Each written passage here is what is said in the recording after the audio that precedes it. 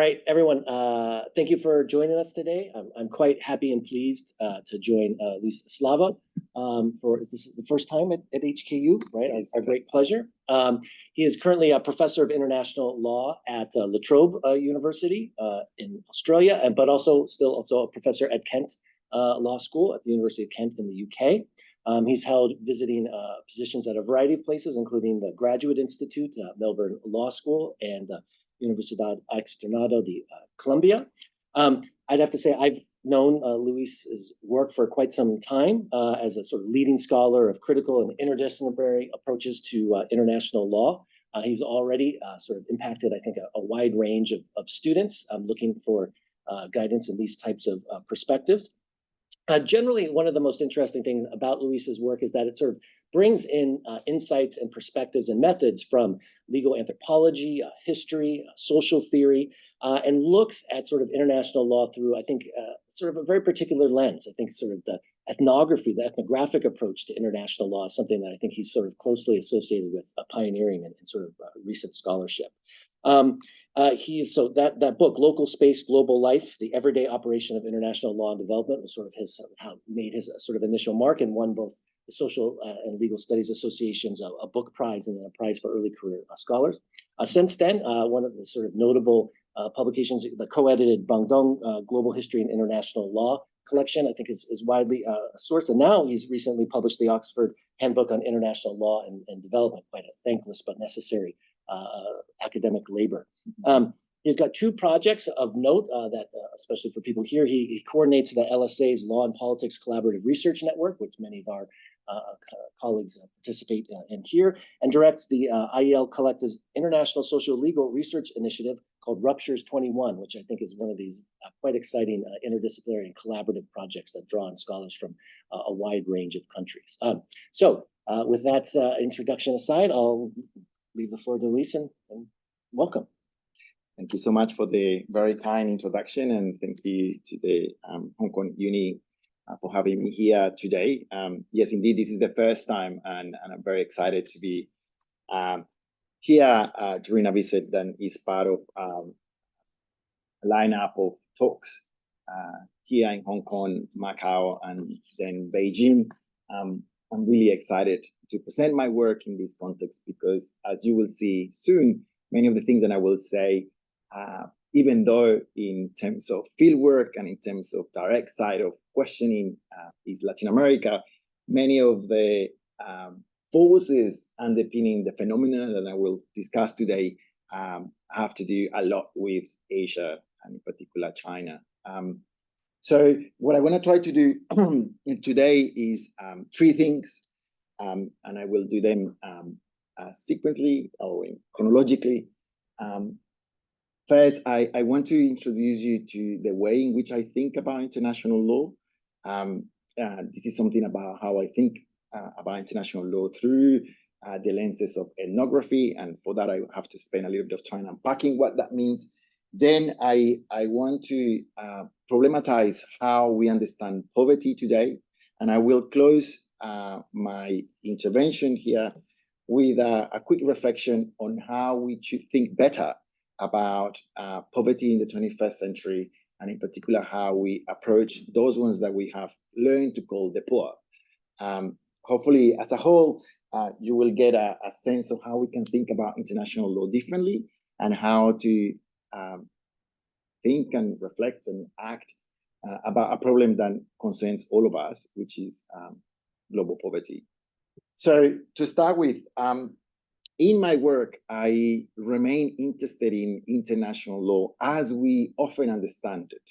Okay, I'm interested in what the UN or the World Bank or the IMF says, and definitely I keep a close eye to very important debates, and today more than ever, that are happening, for example, in the Security Council. Here are photographs of the very recently passed resolution on the ceasefire, forced ceasefire in Israel, in the Israeli-Palestine context. What I'm bringing that image here is because when we, critical lawyers, but definitely people on the street, you ask them, what is international law? People will say international law is about what happens in New York at the UN headquarters, or what happens in The Hague, or what happens in the diplomatic services of different countries. That's where international law is. The rest is not international law, the rest is domestic law. However, in my own work, I'm trying to push this way of thinking about international law and try to reflect on how international law operates very much in what it could be described as the outside and the beyond of international law. Those places that we just understand as being just embedded within domestic legal orders, or not even touched by that, places that we declare as being informal or illegal or still untouched by law.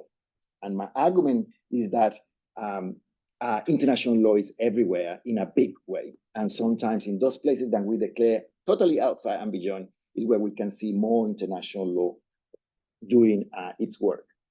Now, in that sense, what I try to do in my work is to break the back of assumptions, or a very kind of powerful assumption in international legal thinking and action, which assumes that there is a separation between the international and the domestic, between the international and the municipal, technically speaking, or more using a more popular language, in the international and the national. Okay, and in a more kind of, I suppose, theoretical or philosophical way, what I try to do is to break the back of an even more deeper assumption than is embedded in international laws, in law in general, which is the separation between law and life. Okay, law is one thing, and another thing is real life on the streets, and these things can be detached and brought together too closely, because then you will be doing a sort of a violation, a legal violation, which you'll be assuming that law is everywhere, when for many lawyers and their point of legal practice is to make sure that law gets to places. My argument is that in terms of planetary life, law is already everywhere. Okay. Now, what is important for international law? It is important because the parting point for international legal thinking is the assumption that we live in a planet that it is administered by a multiplicity of states, each of them with their own domestic, municipal, national legal regime. And the job of international law is only to regulate the relationships between them, okay? And the actual word international tell us a lot about how international law is thought about, okay? Is the law that operates between nations. So when lawyers traditionally think about international law, when people think about international law, they adopt what some anthropologists have come to describe as a bird view of the planet, okay? It's a law that is detached, that look at the world from high above in the sky. When we think about international law through an ethnographic lens, and here I'm getting into an ethnographic kind of part of the talk, when we think about international law from an ethnographic point of view, we shift intentionally that view, and instead of adopting a bird view of the world, we try to adopt an and view of the world, which invite us to basically question the existence of international law in a removed space. Okay, what you get out of that is obviously a much less appealing and less clear picture of the world. Okay, from a bird view point of view, the world is divided between 190 plus countries, each of them with their own legal regimes, each of them separate, occasionally contacting each other, occasionally getting into messy business, but then at the end of the day, remaining separate. When you adopt an view of the world, things become much more complicated. But this is also happens in any type of ethnographic exercise, okay? Just to bring here an example of a very canonical text in legal and in anthropology, and definitely in legal anthropology too, and then is referred by pretty much anyone in the social sciences and the humanities that use ethnography, is this text by Clifford Getz, published originally in 1972 and then appeared in a book format in 1973. It's a wonderful essay called Deep Play, Notes on the Balinese Cook Fight. Highly, highly recommended. A wonderful read. And is basically what we can encounter there is Gates given an account of a cookfight in a small Balinese town. And what he discovers by spending time with the community and spending time understanding cookfighting is that rather than just simply being a brutish sport of sorts, it is a mechanism to mediate very deeply profound, complicated community relations, all of them in conversation with what's happening in Indonesia at the time. Okay, the transition from being a colony of different empires, including the Netherlands, to becoming a post-colonial state, trying to impose its presence on the community, so on and so forth. So when we get that essay, and what we get in any type of ethnographic exercise is a world that it is complicated, okay? And it's complicated and it's constantly in a deep struggle, okay? In a deep struggle. Now, this is particularly important for international lawyers because first, it kind of unsettles us and then forces us to think more carefully about how law and life interact and not simply interact in terms of the national legislation, but also in a much more global context, okay? And it is important, and this is the second kind of great value, I think, of ethnography, is that invite us to reflect how we relate to law, how we relate to international law. Contemporary, and this is another example from as a book cover of really canonical text, also in anthropology, called Writing Culture, the Poetics and Politics of Ethnography, published in 1986. And this cover is very famous because it shows an ethnographer and anthropology no longer in kind of a colonial style. An anthropologist going and seeing a community and trying to understand it, but instead, an anthropologist then starts, an ethnography then starts by questioning what is the place of her or him in the planet, okay? So what we get out of that, if we think about it in the contemporary global moment, is that we already, and this is kind of part of my argument in my work and what I want to say next, is that we are all already implicated, okay, in a world made and unmade by international law, okay? We're all implicated somehow. Perfect. So this is about ethnography. Let's talk a little bit about global poverty in the 21st century. So the parting point of my thinking about this is news like this. So this is a cover from the famous magazine, The Economist, perhaps the most famous magazine in the world today, published in 2013, and that announces something that had been already news for a long time before that and continue to be news. And it's this idea that in the 21st century, we're going towards the end of poverty, okay? And interestingly enough, there is a lot of truth in that, okay? Definitely, the number of people living in poverty has been shrinking. Now, this cover is interesting, however, because there are particular sets of silences that are very telling about what's going on with poverty, okay? And I have four different, I can pin down at least four different issues or main issues that I want to explain to you. So the first of those is that rather than us just moving towards a space of ending poverty, what has happened over the recent decades is something that we can call a specific miracle, okay?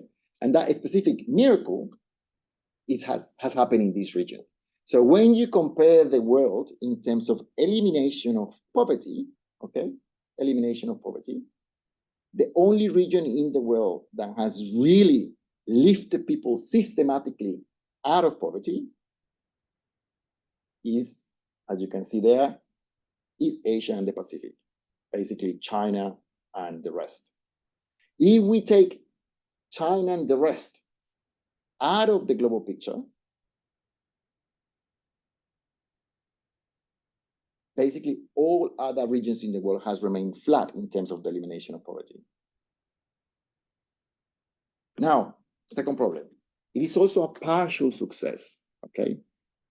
Even though we have been eliminating poverty globally, when we say that we are towards the end of poverty, we should remain aware that we are only talking about extreme poverty. Extreme poverty.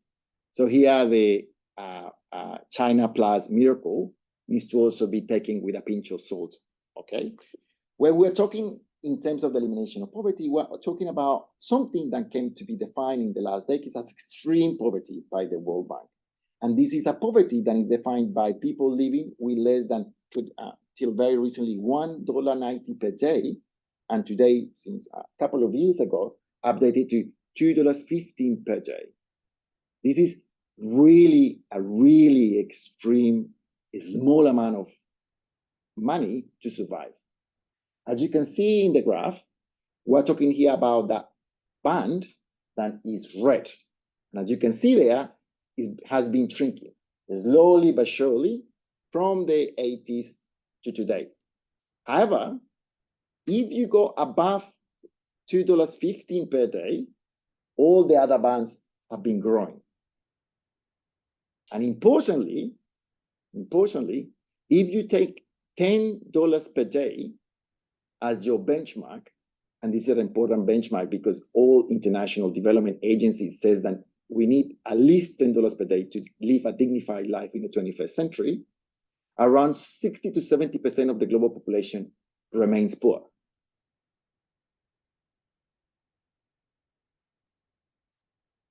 Third problem, this achievement about eliminating poverty globally, it needs to be understood as a decontextualized achievement.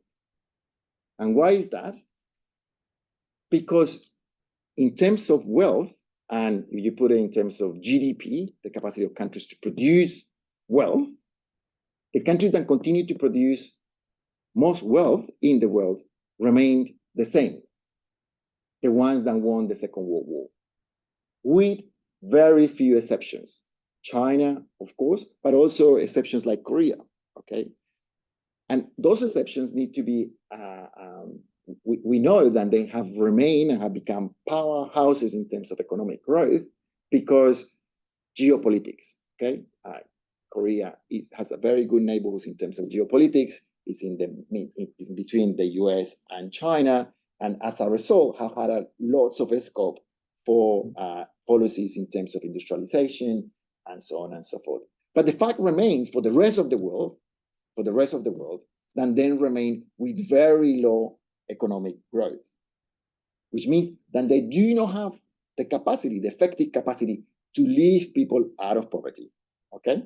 To lift people out of poverty.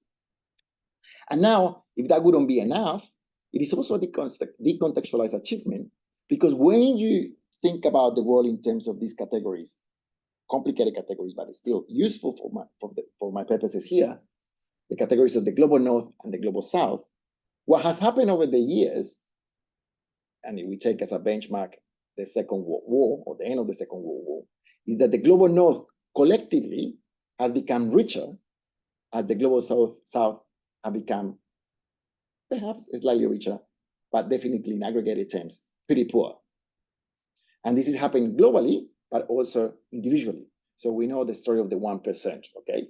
So it is the global north getting richer, but it's certain people, a very few handful of people, getting extremely rich, when the rest of the global population remains just with a basic income. And in most of the occasions, if you take the 60, 70% of the global population living just above the poverty line, the large majority of the global population is falling really seriously behind without the capacity, again, to jump ahead. And fourth and finally, is we need to understand that this idea that we are towards the end of poverty, yeah, it needs to be read through the hard reality that it is a blind accomplishment. Okay, it is a blind accomplishment in the sense that it forgets that the way in which countries have been able to lift people out of poverty in the past and still in the present is through state action or some sort of state-sponsored economic development model that intentionally, not just circumstantially, take people out of poverty. And why that capacity of the state have been diminishing? Because of the good old privatization of public enterprise, privatization of public initiatives and social welfare action, policies of deindustrialization, automation, which means that increasingly we will have less jobs to offer, and we all know that the best way to lift people out of poverty is through jobs. Financialization of the global economy. So our global economy down growth, not on the basis of what is called the real economy, but the speculative economy, which doesn't require any sort of work. You just, if you take cryptocurrency as a good example, what you need is lots of energy, air conditioning, and big computers.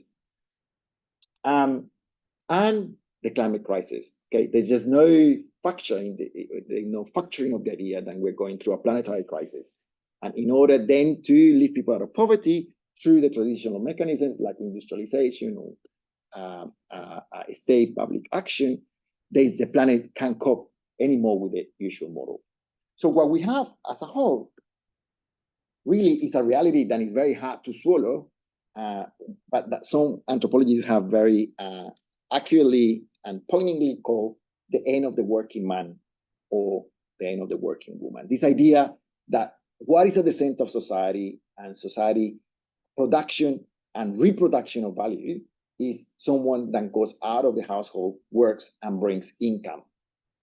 Okay, that figure has slowly but surely been disappearing and will continue to disappear. So there are many, many examples that I can bring you here, but one funny one is this very funny but acute cartoon that appeared a few years ago in the New Yorker.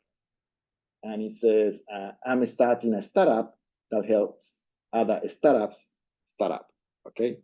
Here is a very good depiction of the kind of work that is emblematic once we take seriously this idea that the end of the working man is here, okay? It is someone that really doesn't work, okay? It is tries to work, sometimes makes it, often doesn't make it. And it really is all about speculation. It's all about speculation. And there's a very interesting, actually, literature on startups and the rate in which they fail and how little value they produce in aggregated terms. But still how much it holds. It has a huge grasp on global imagination about, you know, as the way in which we all collectively will be much better. And I don't have anything against the startups. It's just here we're thinking about global poverty and, you know, how to really shift the terms and conditions of the global social contract. And I think the startups, I don't think that will do it, I think. Now another example, and I think this is a much scary example. This is Elon Musk, quoted by the Financial Times recently in the very reliable source called Instagram. And here Elon Musk says, there will come a point when no job is needed. Artificial intelligence will be able to do everything. And again, so I think he's celebrating that, I imagine. But in any case, it's a really scary prospect, what is coming, okay? A really scary prospect, which is forcing us, or should, no, I don't think it's forcing us. Well, I think it has forced us, but it will certainly force us in the future to rethink what kind of public policies we need to put in place in order to face the fact that there is not going to be more jobs available, okay? But I will reserve that for later. So then there are a couple of problems that comes out of this for international law. Problem number one, okay? Problem number one is that poverty has changed over time, okay? We have an old type of poverty that was characterized and understood through the lenses of absence of schooling, absence of housing, absence of clothing, absence of food, absence to access to health services. And in many ways, in terms of, you know, when you think about the globe and the planet, we have solved some of those absolute absences. And the statistics seems to be pretty clear. However, we have a new type of poverty, okay, characterized by precarity, okay? We all know that there's plenty of food in the planet to feed everyone, but not everyone is having a good meal. Most of the kids in the world today are not illiterate, but the education that they're receiving is not very good.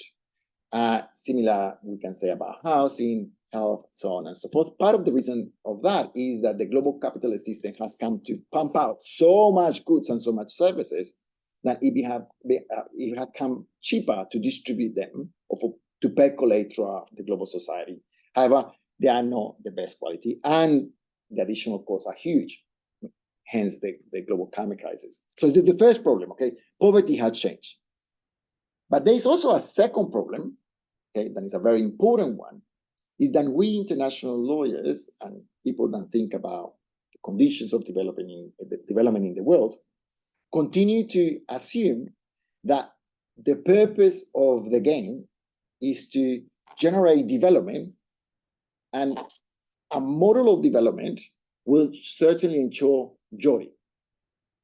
Because we continue to assume that countries that are declared to be developed are the ones that live a joyful life, when other parts of the world that are poor are parts of the world where grief and misery basically are the defining or the cardinal feature of their lives. And I think that's a really, really important problem. Now, so we need to think about what are the drivers that have taken us here, okay? And just as a proposition, and this is, I will need an entire talk or a year-long module to explain it, but for the purposes of the conversation today, international law has changed in its relation to poverty and its relation to development.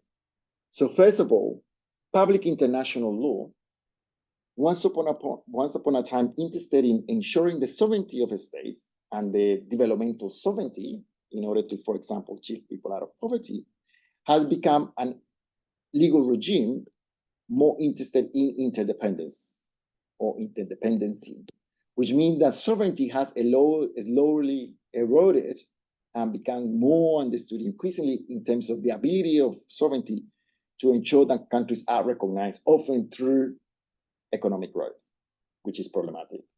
The second angle of the shift in international law in its relation to poverty is in international human rights law, where once upon a time, the main body of international human rights law was interested in terms of achieving and securing social rights, for example, labor or work, more specifically. Now we have a system that is more interested in individual rights. And finally, international economic law,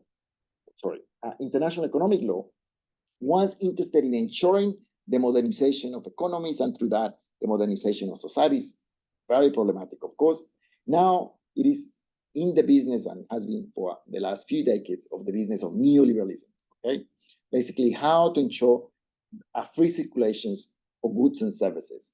And that makes very difficult for states and anyone keen to make a powerful intervention in this field to control the commanding heights of the economies in order to make that redistribution of money that is necessary. Now, what is the combined effect of this change in international law is that a regime of preferences continue to be in place and continue to be naturalized. So other way of saying that is that even though poverty has changed, okay, we continue to approach poverty through the same lenses that take us to a particular place that is not very helpful. To illustrate that, I have a kind of a line of thinking of how often people approach the question of poverty, okay? And then we'll summarize what I have said here. So people, for example, would like to see the world shifting from being a world in which most of the people of the planet, around 70%, to 60 and 70% again, which matches people living with less than $10 per day, become less informal and shift to being more formal or living under official law and the official economic system.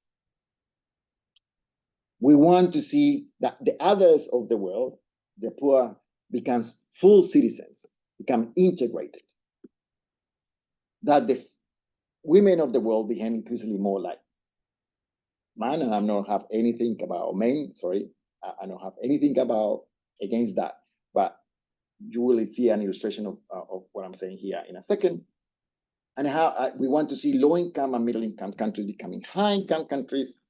We want to have rural communities become increasingly urbanized and embedded in what I could call something like the techno-service industrial economy. Countries that are declared unsustainable become sustainable. And finally, those that live in misery pass the space of joy. Okay, so here you see a regime of preferences that have been naturalized. We think that this is the solution. We think that this is the solution. Even though we were not able to properly solve all poverty, and now we have a more resilient form of poverty than I have called here new poverty. So an example to show you this, last year, the World Bank for its annual meeting met in Marrakesh. And as part of that, it put a series of programs that were open to the public and they were advertised once again in Instagram. And one of those workshops opening up this series of events was called A New Playbook for Challenging Times. Okay, a new playbook for challenging times. And the photo that we have here is once again, and this is a very particular kind of usual reference when people think about poverty, is a small, racialized girl living in misery in a condition of grief. And what the World Bank is offering is a new playbook to help her to get to that space of sustainability and joyfulness, plentiness, and so on and so forth. Now, follow up that event, there was another one. Again, advertised on Instagram, and this one was called Job-Rich Growth, the answer to poverty. Okay, the answer to poverty, job-rich growth. And here we have illustrating this other event, a woman that is versatile, is modern, it is interconnected, knows how to use a computer, and above all, is happy. Okay, and now one pretty much kind of embodying that kind of stereotypical role assigned to men in the past. Really, that image doesn't say all the work that woman surely is doing in her household, looking after the kids, looking after the elderly. No, her role in order to be happy is just confined to that context, and it's very much a very reduced view of labor and life. Now, you can see here a whole regime of preferences that has been naturalized, and they're offering as a solution. Now, of course, this is just not me trying to kind of pull the teeth out of the World Bank kind of publicity and initiatives. It is actually happening out there, and how governments continue to operate on the basis of that naturalized regimes of preferences. Here we have Milei, the recently elected populist president in Argentina, saying, again quoted by the Financial Times, you don't get out of poverty by magic, you get out of poverty with capitalism, savings, and hard work. Okay, pretty much kind of very telling on its own. Okay, so what I am advocating, and here is I'm going to close in a few minutes. What we need is a change of ways of approaching poverty and think about poverty globally. And I'm going to illustrate this final part of the talk with some of my recent field work and then been doing once again in Bogota, that is a city very close to my heart and my work. But it is this recent field work is on the back of around a decade and a half following up particular families that live in this condition that I have described here as new poverty. Okay, and these families, some of them live on the peripheries of Bogota in municipalities that are very close and very close together with the big city that is Bogota. So Bogota is a city of around 10 million people, and they have a series of satellite municipalities. Then together, they will amount to a population of around 50 million. And when I go there to visit them, I hear stories as the following. And here is a story that I was told to me in April 2022 by a member of one of these families. And this is the son of the mom and dad that I've been following. He's now 24 years old. So when I met him for the first time, he was around only 9 years, and he's now 24. And he's telling me that he has been working for a while on a part-time basis on a company, in a company that sells gelatin products, kind of jellies that are then sold to corner shops to be resold.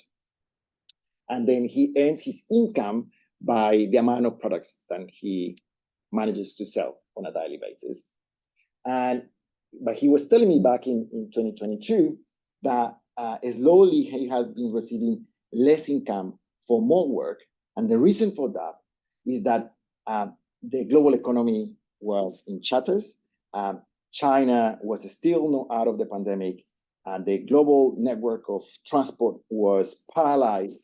So that meant that the raw materials in order to produce the gelatin and the jelly bean in its final form, the product, was getting more expensive. Therefore, people were buying them less.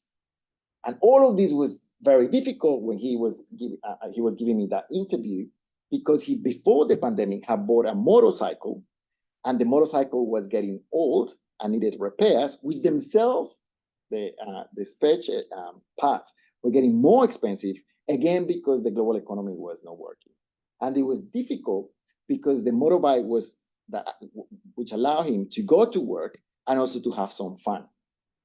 And then he concluded by saying, and all of this is happening when every weekend, my boss, the owner of the company, goes to his holiday house.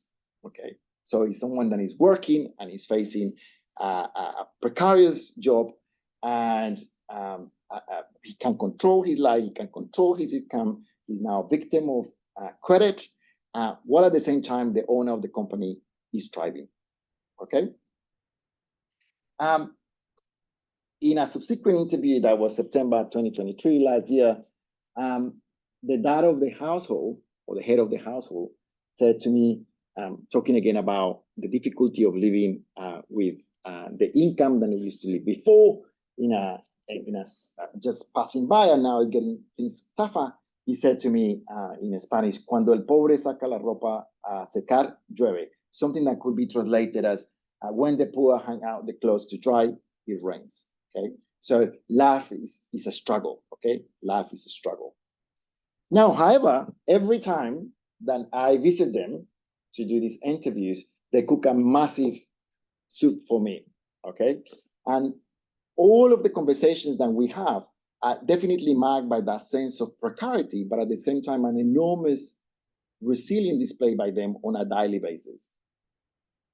So this is why I think when we think about the poor in the global context today, we need to appreciate how they are being done and undone, while resisting, okay, while resisting.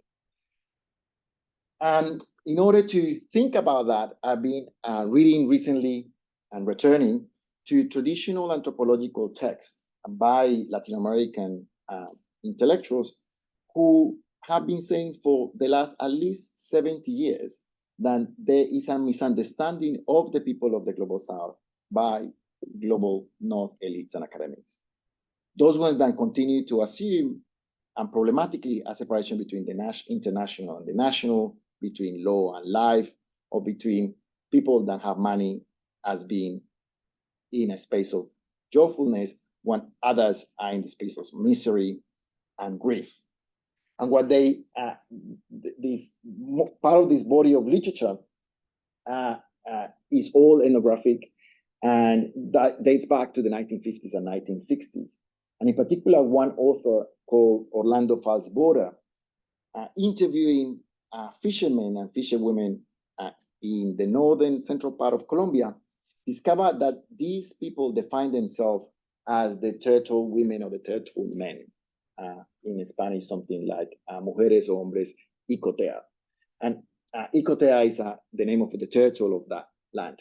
And they define themselves as being amphibious because they were able to, in a land that often overflows, to exist in the water, but also inland, to joy and struggle, to think and feel.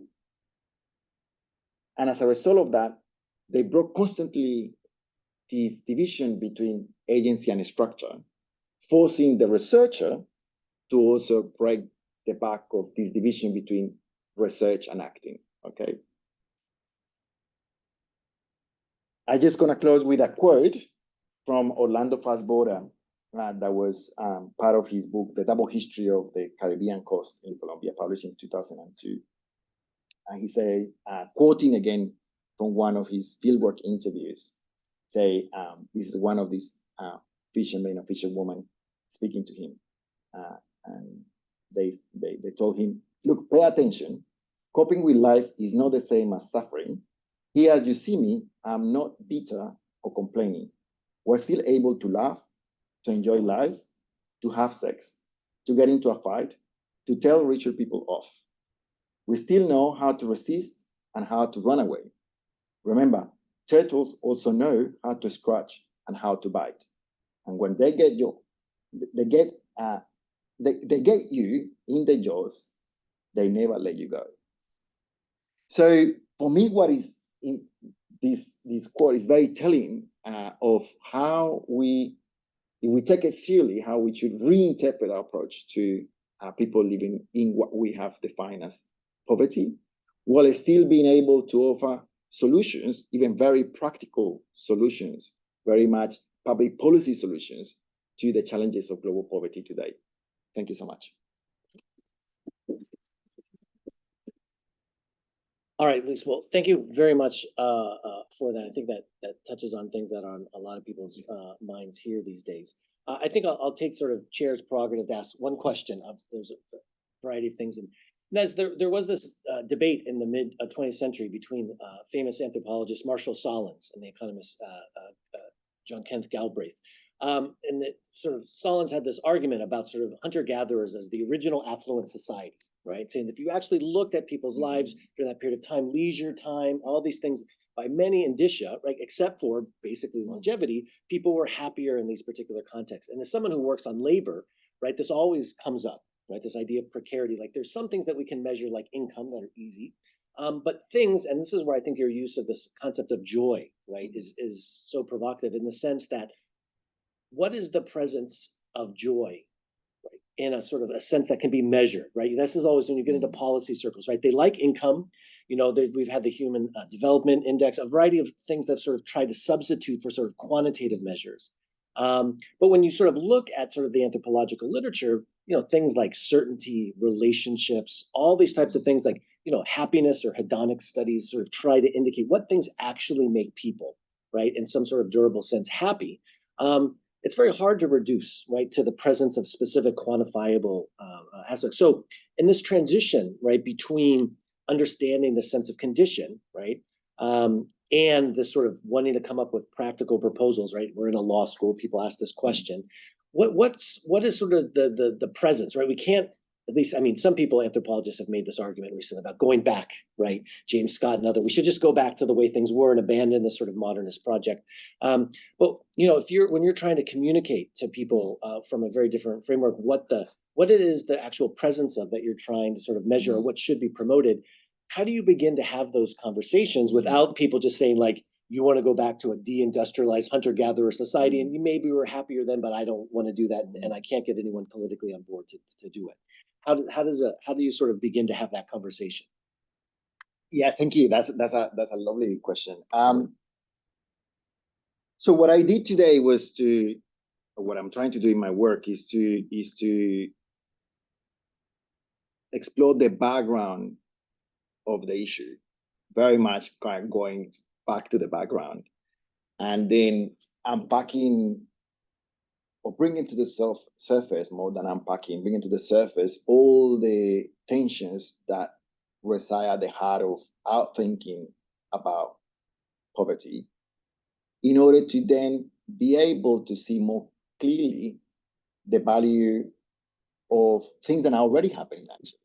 So I, for example, mentioned the way in which, when we think about poverty and they say the poverty is ending in the world, some people tend to forget what China has done, okay?